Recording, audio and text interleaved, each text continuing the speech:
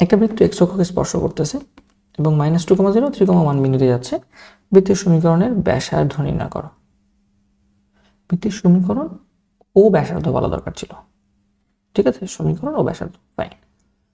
So যেহেতু x অক্ষকে স্পর্শ করতেছে তাহলে g স্কয়ার সমান c।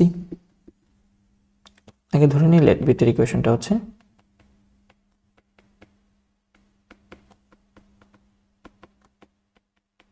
জিরো। যেহেতু x অক্ষকে স্পর্শ করে, যেহেতু অক্ষকে স্পর্শ করে, সেহেতু আমরা বলতে পারি যে g স্কয়ার সমান c। আবার যেহেতু -2,0 দিয়ে যায়, তাহলে -2,0 দিয়ে সিদ্ধ করে ফেলি বৃত্তের ইকুয়েশনটাকে। সিদ্ধ করলে কি আসতেছে? এটা আসতেছে 4 + 0, এটা আসতেছে -4 দুগুণে 2 দুগুণে 4 -4g, f এর মান 0 প্লাস c = 0। c এর মান তো g স্কয়ার, সো তুমি c এর মধ্যে g স্কয়ার বসায় দাও, তাহলে এখানে আসে 4 - 4g plus g square = 0। g square - 4g plus 4, এটা মনে হয় g এর মান ডিরেক্ট বের করা যায়, right?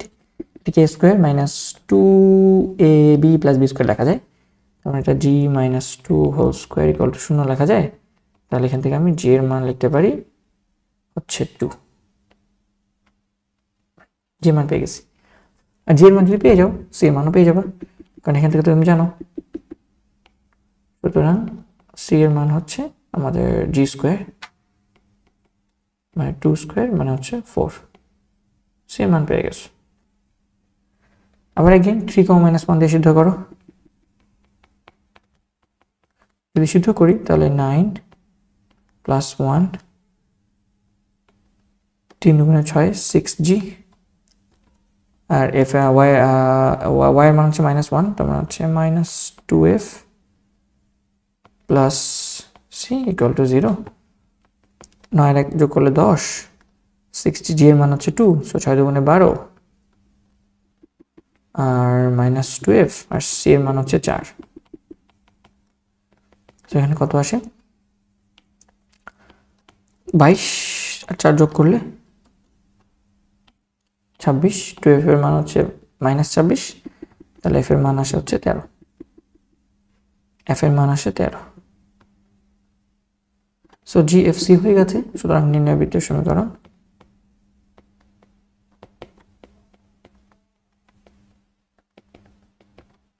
x square y square 2gx, g এর মান হচ্ছে 2, so plus 4x 2fy, f এর মান 13, 13 দুগুণে 26, তাহলে 26y, c এর মান হচ্ছে 4 প্লাস 4 = 0।